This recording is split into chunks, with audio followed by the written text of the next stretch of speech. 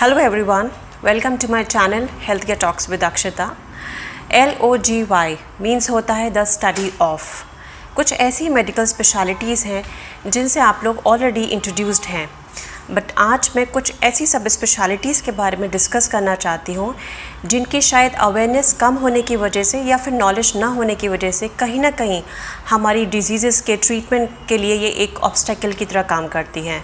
तो it's very important कि हम उन सब स्पेशलिटीज़ को जानें, और अगर हम उनके बारे में श्योर नहीं हैं तो what are those reasons. Well, talking about cardiology और कार्डियक साइंसेज, सो अगर आपको पता है इंडिया कार्डियक प्रॉब्लम्स को लेकर के वर्ल्ड में नंबर 1 कंट्री है जहाँ पे सबसे ज़्यादा हार्ट डिजीज़ या हार्ट प्रॉब्लम्स होते हैं। एक वो प्रॉब्लम है, कार्डियोवैस्कुलर प्रॉब्लम्स, एक वो डिज़ीज़ है जिसकी वजह से सबसे ज़्यादा ग्लोबली डेथ होती हैं। सो कार्डियक साइंसेस, जिसके अंडर में कार्डियोलॉजी एंड कार्डियक सर्जरीज दो स्पेशलिटीज़ आते हैं। अगर आपको या किसी को भी कोई भी तरह की सर्जरी एडवाइजेबल होती है, like open heart surgeries, CABG या फिर बाईपास सर्जरी जिसको कि कॉमन टर्म में कहा जाता है, अगर किसी भी तरह की कोई सर्जरी होती है तो वो कार्डियक सर्जरी के अंडर में आती है जिसको कि सर्जन परफॉर्म करते हैं। बट अगर किसी भी तरह का प्रोसीजर होता है लाइक एंजियोप्लास्टी या स्टंट मैनेजमेंट, अगर आपके हार्ट में ब्लॉकेजेस हैं, आर्टरीज में ब्लॉकेजेस हैं जिनको प्रोसीजर के थ्रू ट्रीट करना है, वो सारे प्रोसीजर्स कार्डियोलॉजी के अंडर में आते हैं, यानी कि कार्डियोलॉजिस्ट परफॉर्म करते हैं। दोनों का मैनेजमेंट इक्वली इम्पॉर्टेंट होता है। एंड जैसा कि मैंने कहा कि ये बहुत ही बड़ी डिज़ीज़ हो चुकी है, वर्ल्ड वाइड बहुत बड़ी कंसर्न हो चुकी है।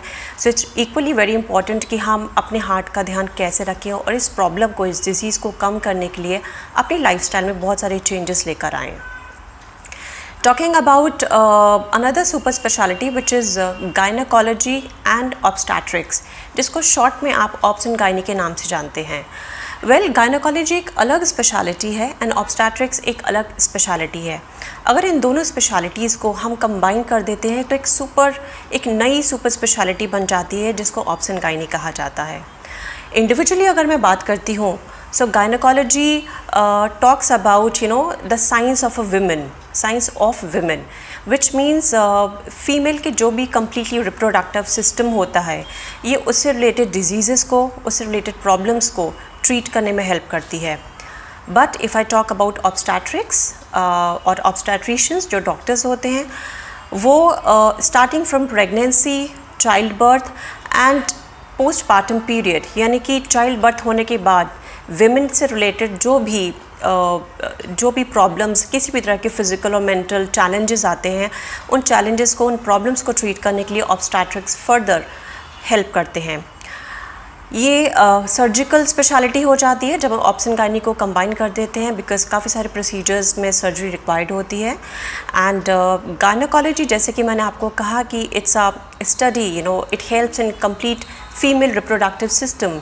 अगर हम मेल रिप्रोडक्टिव सिस्टम की बात करते हैं तो वो जो स्पेशलिटी होती है वो एंड्रोलॉजी होती है, जिसके बारे में हम अलग से पढ़ भी सकते हैं।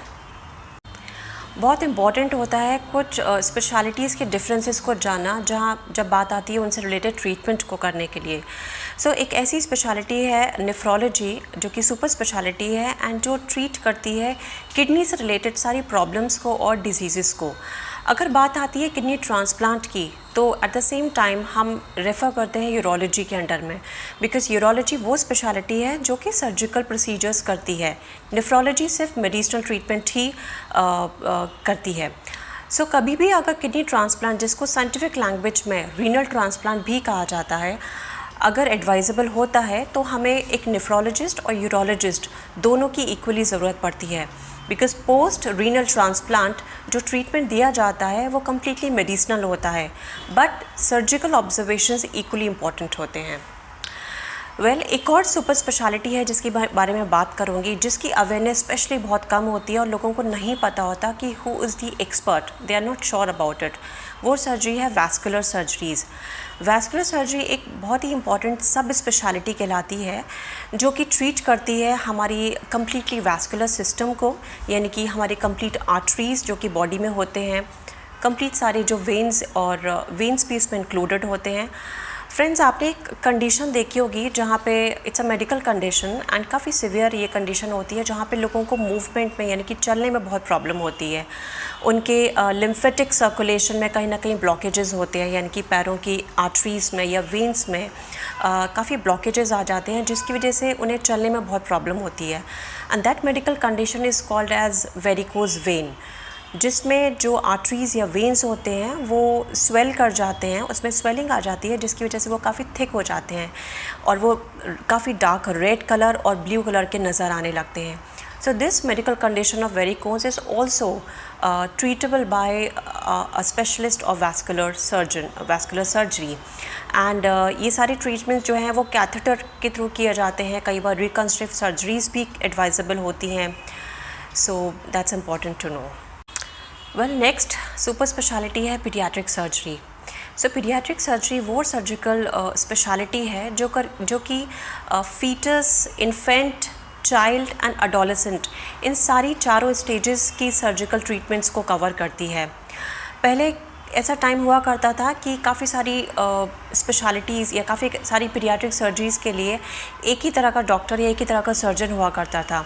But today medical science is so advance कि किसी भी तरह की मेडिकल पीडियाट्रिक सर्जरी की अगर ज़रूरत होती है, चाहे वो कार्डियोलॉजी पीडियाट्रिक सर्जरी हो या फिर ऑन्कोलॉजी हो या फिर गैस्ट्रो हो, हर स्पेशलिटी के लिए हमारे पास अलग से एक पीडियाट्रिक सर्जन होता है। सो काफ़ी सारी तरह की अलग अलग पीडियाट्रिक सर्जरीज़ होती हैं।